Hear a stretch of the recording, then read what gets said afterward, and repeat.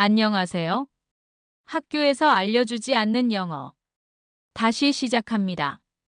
영어나 우리말에서 가장 중요한 말은 동사입니다. 그러므로 동사부터 간단하게 알아볼까요? 영어 동사나 우리말 동사는 대부분 움직임을 나타내는 말입니다. 그런데 영어는 움직임을 나타내지 않는 is, was, were 등과 같은 비동사를 가지고 있습니다.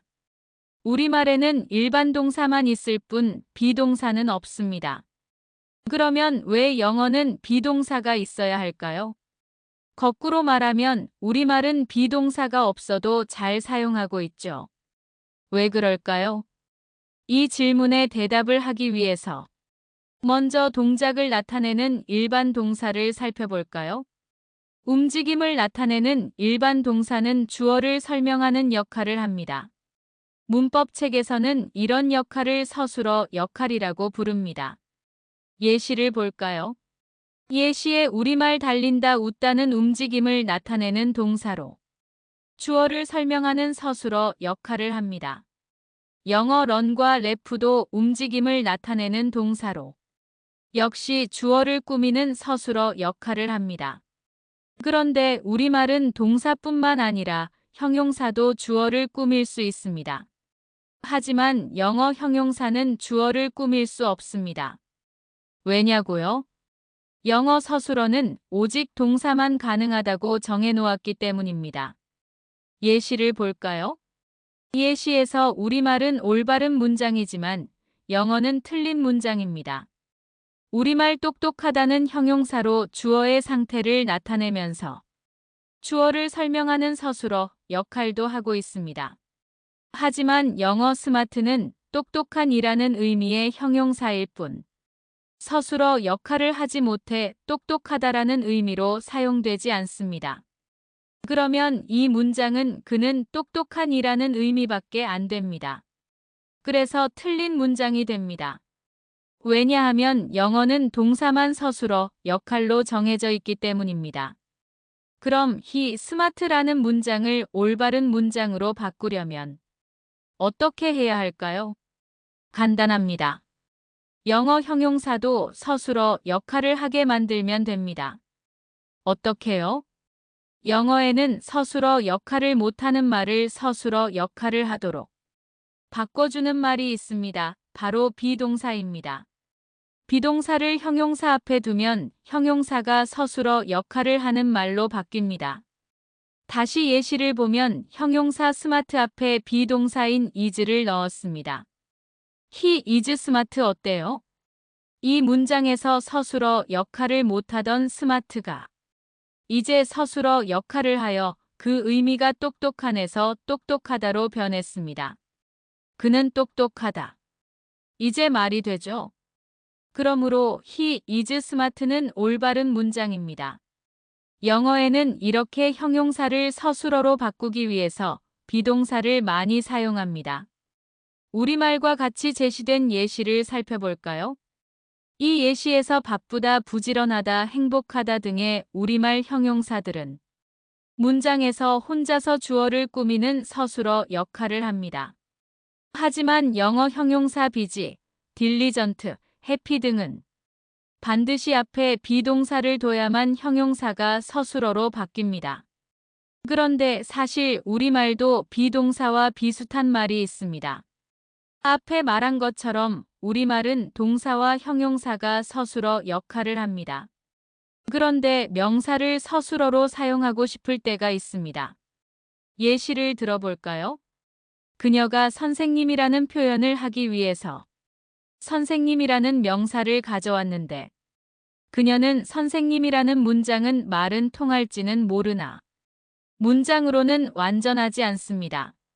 왜냐하면 명사는 서술어 역할을 못하기 때문입니다. 그래서 우리말은 서술어 역할을 못하는 말을 서술어 역할을 하도록 추가하는 말이 있습니다. 대표적으로 조사이다입니다. 예시에서도 선생님 명사 뒤에 이다를 붙여서 선생님이라는 명사가 서술어로 바뀌도록 하고 있습니다. 참고로 우리말에서는 이다를 추가하여 명사를 서술어 역할을 하도록 하는 경우가 참 많습니다. 예시에서 보듯이 우리말 명사 학생 소년 의사 한국인 뒤에 조사인 이다를 붙여서 명사가 서술어 역할을 하도록 하고 있습니다.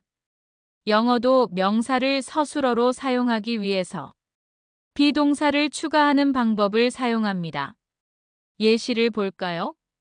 예시에서 명사 스튜던트 보이 다크터 코리언이 서술어 역할을 하도록 앞에 비동사를 넣는 방법을 영어는 사용하고 있음을 알 수 있습니다. 이제 영어에서 비동사가 왜 필요한지 아시겠죠?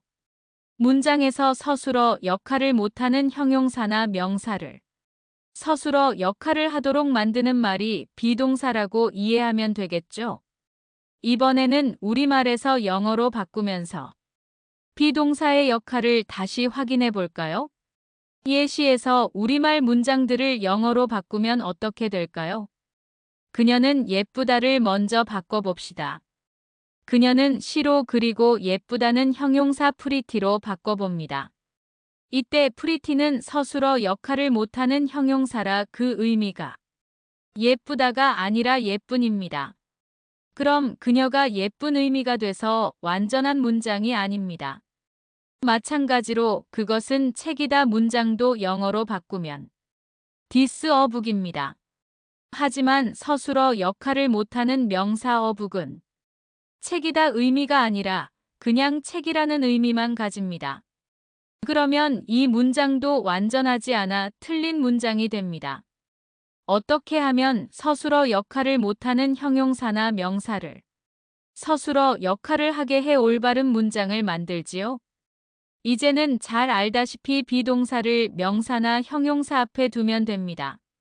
예시 문장에서 비동사인 is가 있어서 형용사 pretty는 그 의미가 예쁜에서 예쁘다로 바뀌었습니다. 또한 비동사를 앞에 둔 명사 a book도 책에서 책이다로 그 의미가 바뀌었습니다. 여기서도 비동사의 역할을 확인할 수가 있네요.